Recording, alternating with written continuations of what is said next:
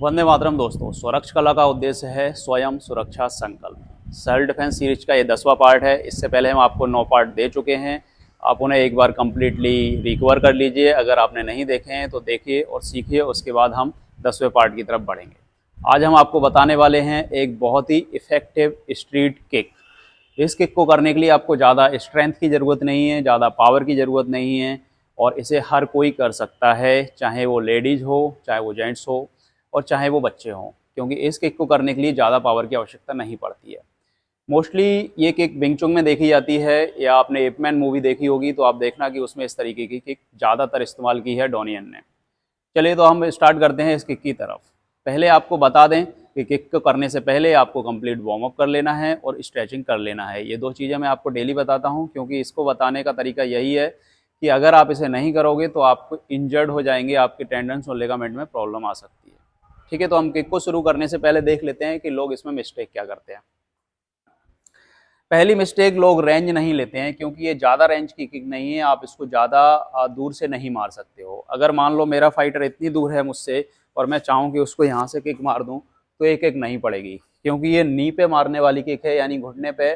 और इसको हम मारने के लिए अपने वेट को थोड़ा सा आगे ट्रांसफ़र करते हैं और बॉडी को 45 डिग्री भी ले जाते हैं। मैं इस किक को सामने से नहीं मार पाऊँगा, क्योंकि अगर मैं सामने से करता हूँ तो शायद मुझे यहाँ पे स्ट्रेच फील होगा और मैं उतनी पावर से नहीं मार पाऊंगा, क्योंकि मेरी बॉडी पीछे की तरफ जाएगी। लेकिन अगर मैं इसको सामने इस तरीके से मारूंगा तो ये पंच मेरे फेस पे मार देगा तब तक। ये इसमें एक डिसएडवांटेज है, जो कि हमें इसको कंप्लीट करना है। तो मैं समझा देता हूँ कि इसको अवॉइड कैसे करेंगे।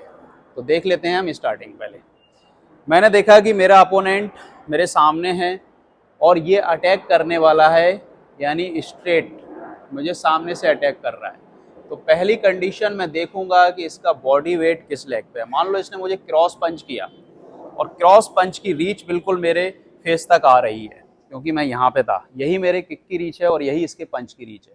लेकिन यहाँ से आप देख पा रहे हैं कि इसकी बॉडी का जो वेट है वो फ्रंट लेग पे पूरा आ गया है, यानी कि इस लेग पे इसकी बॉडी का पूरा वेट है।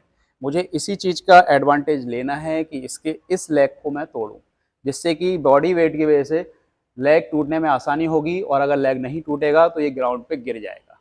लेकिन मुझे इसको मारना कैसे है, क्योंकि सामने से तो अटैक आ रहा है मेरे। तो निकलना है हमें 45 डिग्री है। 45 डिग्री यानी अटैकर से 45 डिग्री इस साइड या 45 डिग्री इस साइड, जो मेरे लिए सुविधा होगी मैं उस साइड निकलूंगा। तो मैं प्रेफर करूंगा अटैकर की राइट साइड, क्योंकि अटैक होने के बाद मैं देख रहा हूं कि इसका राइट एरिया खाली है। अगर ये अटैक है इसके पास तो ये दूसरे हाथ से अटैक नहीं कर पाएगा, क्योंकि ये यहाँ से कवर है। अगर ये इसको डाउन भी कर लेता है तब भी दूसरा अटैक करने के लिए इसे काफ़ी देर मुड़ना पड़ेगा। लेकिन तब तक मेरे पास काफ़ी ऑप्शन खुले हुए हैं, क्योंकि मैं भी मार्शल आर्ट सीख रहा हूँ। ऐसा नहीं है कि मैं अनाड़ी हूँ, मैं भी सीख रहा हूँ, तो मेरे पास दूसरे ऑप्शन खुले हुए हैं। तो मैंने इसके अटैकर को देखा, भाई मैं इसकी डेड साइड निकला, यहाँ से ये मेरे लिए कंप्लीट खुला हुआ पड़ा है, चाहे इसकी रिब्स हो, चाहे फेस हो, चाहे लेग्स हो या ग्रोइन एरिया। तो हम बात कर रहे हैं अभी लेग्स की, ठीक है, बाकी चीज़ों की बात बाद में करेंगे। तो लेग्स पे मैंने देखा कि बॉडी का वेट आगे की तरफ है और मैं यहाँ से 45 डिग्री निकला। अब मुझे अपनी किक को इस पे अप्लाई करना है। तो पहले मुझे अपने वेट को ट्रांसफ़र करना पड़ेगा अपने फर्स्ट लेग पे, यानी जो लेग सामने है। जब मैंने यहाँ पे इसको ट्रांसफ़र किया तो मैं यहाँ से अपने पैर को लिफ्ट कर पाऊंगा ईजिली। ठीक है, आप आराम से देखो।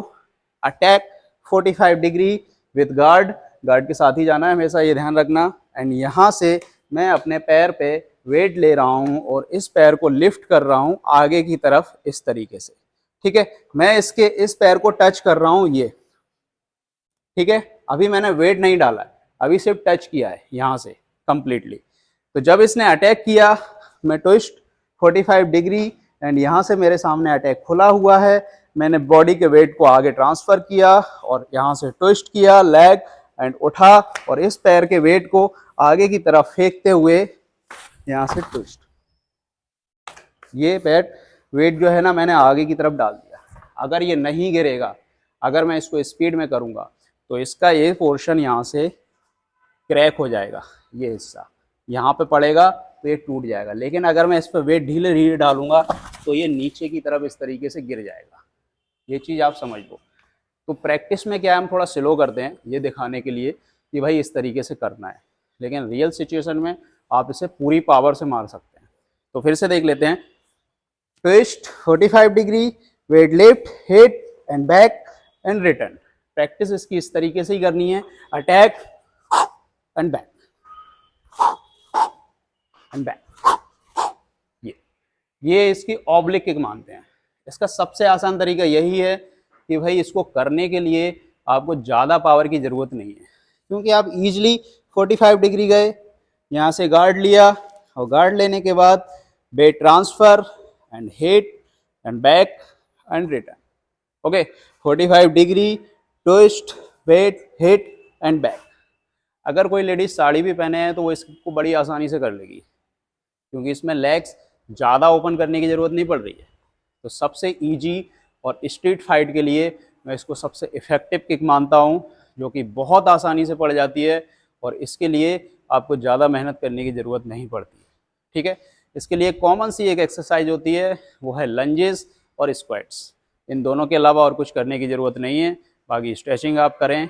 ओके, तो इस किक का जो मेन यूज है आप इसको कर सकते हैं, जैसे कोई बॉक्सर वगैरह है या उसको बॉक्सिंग की अच्छी प्रैक्टिस है तो आप उस पर क्या है ना, उसके लेग्स पे इस तरीके से इसको मार सकते हैं, क्योंकि ये ज़्यादा इजी रहेगा। आपको सिर्फ अपना बॉडी गार्ड करना है और नीचे से लेग्स का यूज कर लेना है। पहली बात तो ये रहेगी। दूसरा, जब आप स्ट्रीट फाइट में होते हैं तो सामने वाला क्या है ना कि अटैक जो मोस्टली करता है वो डायरेक्टली फेस पे ही करता है।